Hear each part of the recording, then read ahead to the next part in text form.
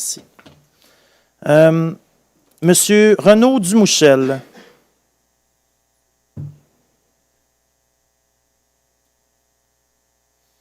Bonsoir, Monsieur Dumouchel.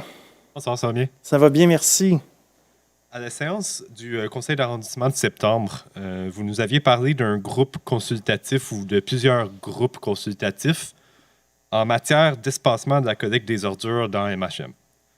Nous, ce qu'on voulait savoir à la Ligue, dans le fond, c'est quoi le nom de ce groupe consultatif-là? Où est-ce qu'on peut trouver des informations sur ce groupe-là? Et sur les autres groupes qui ont été consultés, parce que vous avez dit que vous avez fait plusieurs consultations diverses, que vous avez eu beaucoup de feedback, etc.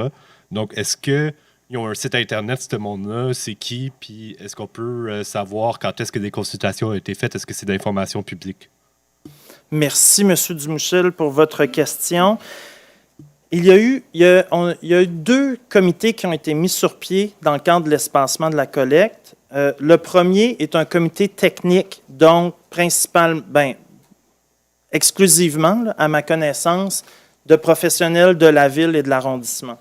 Le deuxième comité, c'est un comité consultatif qui, lui, intégrait une quinzaine de représentants de la société civile de Mercier-Hochelaga-Maisonneuve.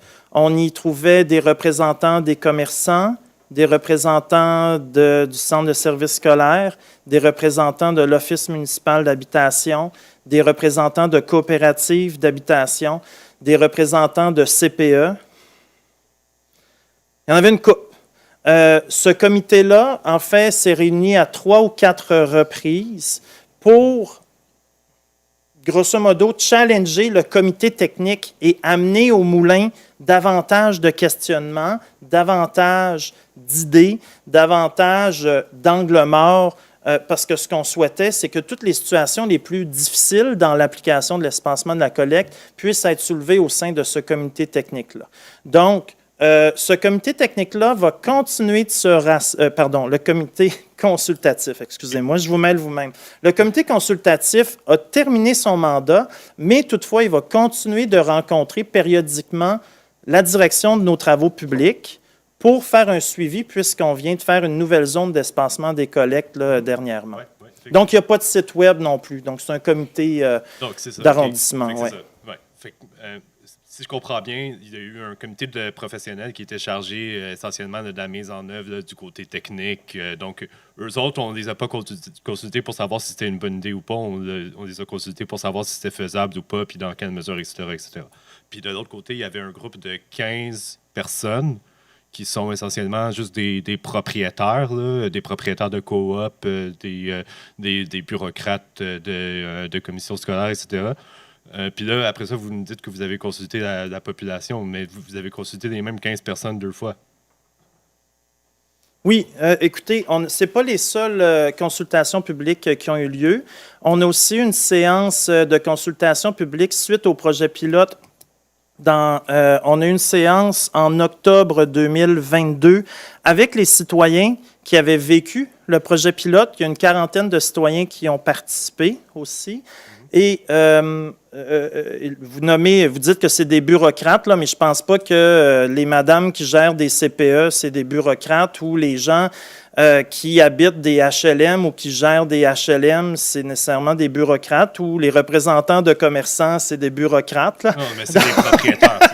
Donc, je comprends les préoccupations. Je ne vais pas vous interrompre. C'est juste ce que je voulais souligner, surtout, c'est que ce n'est pas des membres de la collectivité, de la communauté que vous avez consulté. C'était comme un groupe consultatif de 15 personnes qu'on apprend ce soir que c'est pas vraiment du... Vous n'avez pas fait de sondage. Bien, M. Dumouchel, je l'ai déjà dit, puis là, vous avez pris une 3e question, là, mais ouais, je vais clore avec ça. Mais en effet, là, on n'a pas fait de sondage pour demander aux gens, voulez-vous espacer vos collectes? De la même manière qu'on n'a pas fait de sondage par le passé, quand on est passé de 2 collectes à 1 collecte, j'ai un collègue dans la salle qui l'a vécu aussi, les gens n'aiment pas ça en général. Cela dit, en tant qu'élu, on a aussi une responsabilité de voir l'avenir, voir qu'est-ce qui s'en vient et qu'est-ce que nous, on a besoin de faire face aux défis qui s'en viennent. On a appris la semaine dernière que le dépotoir de Terrebonne ne serait pas rempli en 2028 ou 2029 tel qu'on le craignait, mais 2027, en fait. Donc, l'échéancier, on vient de perdre 1 à 2 ans, là, juste depuis la semaine dernière, et on sait qu'on jette 2 stades olympiques, les Montréalais, là, on jette du stock de 2 stades olympiques par année.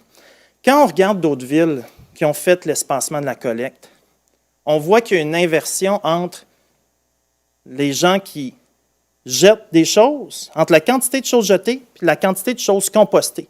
Présentement, c'est une minorité de choses qui sont compostées et une majorité de choses qui sont jetées. Dans les villes qui ont fait l'espacement de la collecte, ça s'est inversé.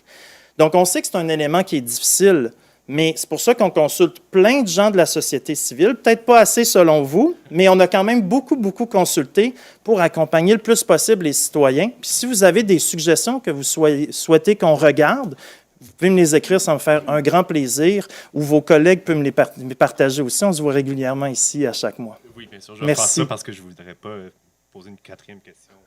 Merci, M. Dumichel. Donc, Mme Sarah Lemoine.